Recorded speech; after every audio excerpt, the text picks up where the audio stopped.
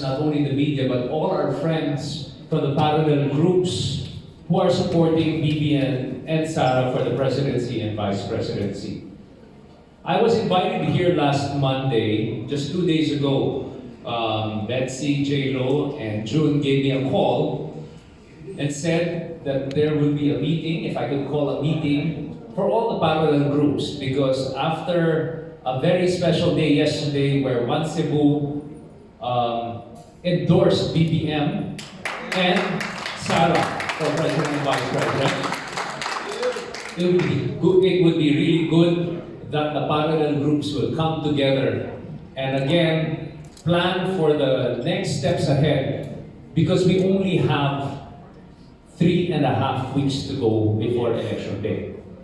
Now, what is important at this point is what will happen between now and then. We have a lot of projects coming up. Of course, the most important part, wag na ho natin pag-usapan ang kampanyahan. I think most of the campaigning is done. What we need to do is guard the vote. We have to deliver and guard the vote. These are the most important things to do in the next few days. Anyway, I don't want to be so long in my remarks, but I'd also like to tell everybody a story of how I got to meet the parallel groups here in Cebu. It was sometime December when I took over, when I was given the responsibility for heading the parallel groups in the national headquarters of BBM in Mandaluyong City, in Metro Manila. I was asked by Lisa Araneta Marcos to head the parallel groups. And one of the first names she mentioned to me, who would be the regional coordinator for Region 7, was Betsy and June Manapsal and J-Lo. They were the ones who were mentioned to me, and immediately I came to meet them, I got to know them, and I saw the hard work that they were putting in here. There are also so many other parallel groups that I know that are present in Region 7, and we welcome all of them, and we continue to welcome all of them because we only want one thing. We all have a common goal. And this is to elect Bongbong Marcos to the presidency and Mayor Sara Duterte to the vice presidency. And I think we are all in agreement with that. So I look forward to the hard work that the parallel groups here in Region 7 have to do. We are all doing this for volunteerism because we know what we are fighting for and working for is really for the future of our country. Maraming salamat po sa inyo lahat. Mabuhay-buhay. On April 18 is that there will be a grand rally happening. So the details, I'm sure, J-Lo know all of this. That's in Cebu. Yes. Yes, April 18, the BBM-SARA Grand Rally will be happening. Finally, after a very long wait, we've been planning this for the past few months already, and thank you to the national headquarters for finally setting up and granting the date of April 18. Where? This would be held at the SRP grounds. From what we've discussed earlier with Lakas and SARA Group, I think it's more than, I think it's safe to say it's more than 200,000. That's the target. Yes, because people from Bantayan Island, North and South Cebu, even from Bohol and Leyte are coming. Yeah, the capacity, I think it will be around 400,000 or more. But to be safe, it's 200, but we're expecting more than that. You asked if it was going to be a star-studded. I am confirming that it is going to be a star-studded event because the stars are none other than the Cebuano people who will be voting and supporting BBM and SARA. We also have a local Angie lookalike in our core group. Architect Clive Watson will surely be there. Sir, you mentioned about protecting the votes in the coming days. May we ask specifics? How will we do this? Will there be mobilization of our parallel groups? how will we utilize our parallel groups in our advantage as we advance now? A few days from now will be the May 9 elections. Before I answer that, I just want to make a comment about the previous question about questions about the Arab na, the name. You know, we see this incident happening all around the country. That a lot of people are very excited to promote the rallies that are coming. That they call it many different things. But the important thing is we look at it as a very good sign because it shows the excitement of the supporters for BBM and SARA. That is for us the most important thing. Going to the question of how we are going to protect the vote. We do have 3 layers of protection that we look at. Of course, we have our lawyers who will be there at the canvassing in the municipal and provincial levels and national levels. Then there are our poll watchers who will be doing it. For the poll watchers will be care of PFP and Bakas and all the political parties. The parallel groups will be playing a key role because we will be asking them to really show their presence at the polling centers. We call it the Sea of Red Project, where we call upon the supporters of BBM and SARA through the leadership of the parallel groups to go to the polling centers, wear red, make sure that there are no untoward incidents that happen outside the polling centers. Let me differentiate the polling center from the clustered precincts, of course. Clustered precincts, yung mga poll watchers na ho ang bahala doon. But in the polling centers itself, outside, we'd like to see a sea of red there to show support for BBM and SARA. Now, they will also be instrumental in the quick count that we will be conducting for the presidency and vice presidency. The details we will disclose later on to the parallel groups themselves. Gilbert, this is just a follow-up question with a statement that you mentioned from last month's interview after the grand rally in Cavite. Since Cavite is the second most vote-rich and it's the epicenter of Philippine politics, are there any changes to the support given from what you mentioned? You counted on the mayors of 16 towns and 8 cities of the provinces. Are there any changes?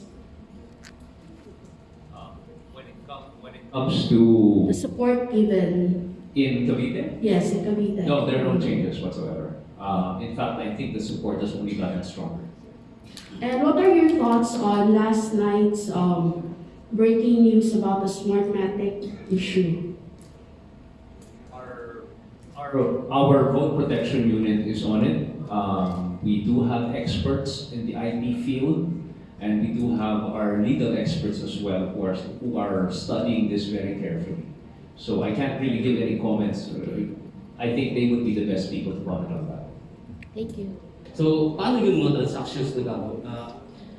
May mga transaction, of course, ng mga mag-sprout na mga mga groups. No? Ano mong magiging sistema? Sir? Let me state from the onset that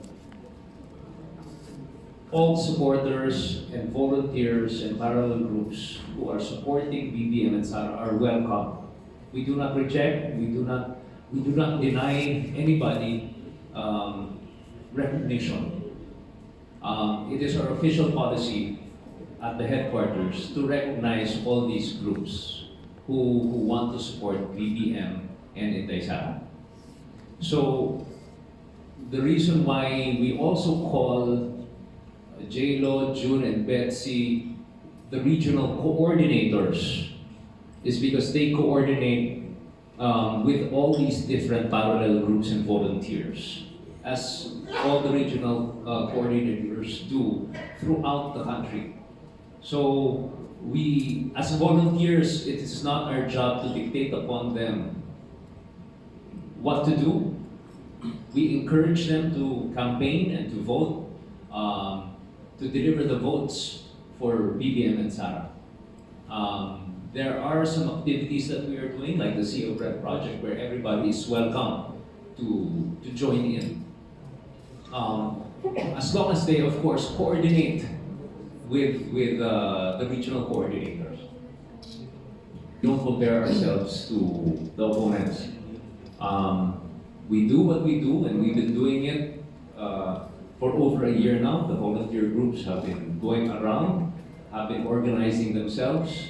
We don't really mind or listen or even pay any attention to what the parallel groups or the volunteers of the other candidates are doing. All I know is that the grassroots, the volunteers, and the parallel groups that support BBM and SARA are so alive and so well. And they are really driving the support for our candidates.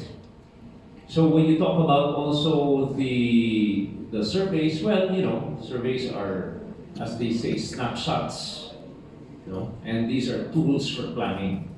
So that said, we all take it as that, and that we will adjust our actions accordingly. We are doing our very best to counter and answer as much as we can. The social media team is on this all the time. And there are, if you will look at the Uniteam Facebook page, these are updated as much as possible. When it comes to the black propaganda that they are peddling, we all take this with a grain of salt because our studies also tell us that the BBM supporters are not easily swayed by the black propaganda. We believe that this is all just going around an echo chamber of supporters of the other candidates. So although we do pay attention to it, we do look at these as areas of concern, it does not raise alarm bells to an extent that we should pay extra attention to that. Yes, there is an effort at the national headquarters level to put watchers, especially during the time of counting. We are really relying on the parallel groups who are there present also. We can see their excitement and their exuberance and their willingness to help BBM and SARA. There were exit polls conducted and the results really show this. So we're very encouraged, and the only thing we really have to watch out right now is the counting. That's what we have to watch out for. I think it's great. I think June, J-Lo and Betsy are doing a wonderful job, especially with the nature of parallel groups and volunteers. We are not political parties. We are not supposed to be political animals in the sense of being candidates or doing all these things. The lovely thing is that we just want the president and vice president really to win. We just want BBM and Inday Sara. And people do this and express this in many different ways. And what we can do is encourage. If there are activities that we don't think are helpful, we will also try to tell them. But I think that considering the nature of what parallel groups are and volunteers are, I think the Cebu group is doing a wonderful job. Yes? Any more questions? Flash on the right side, Sir Monmon, is the BBM HQ. BBM Region 7 headquarters is in number 2 Archbishop Reyes in Cebu City near Grand Convention. And Vice President Inday Sara's headquarters, BBM SARA Tayo headquarters, Escario Central, Cebu City. So we are inviting all the parallel groups, even small groups or even mga groups of bargadas that truly support BBM and SARA to please coordinate with both headquarters to be able to be recognized and for us to properly thank you and recognize you.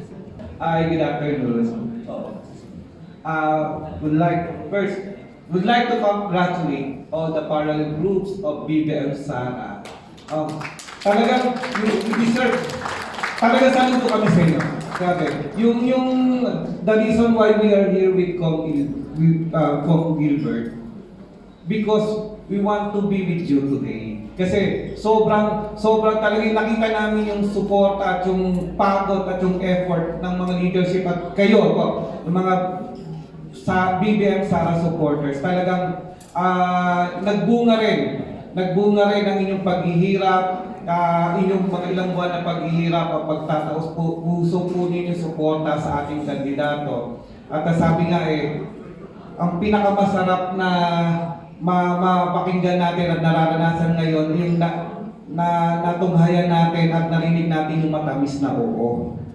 Yan yung oo na matagal na nating inaasam-asam. At personally, sa political po, barometers talaga ang Cebu. Kasi talaga, kapag tumodo ang Cebu at alam po namin, hindi nyo po kung bibiguin, sigurado na po, nakikita na po natin ang panalo ng BBM-SARA. And these are all for you guys.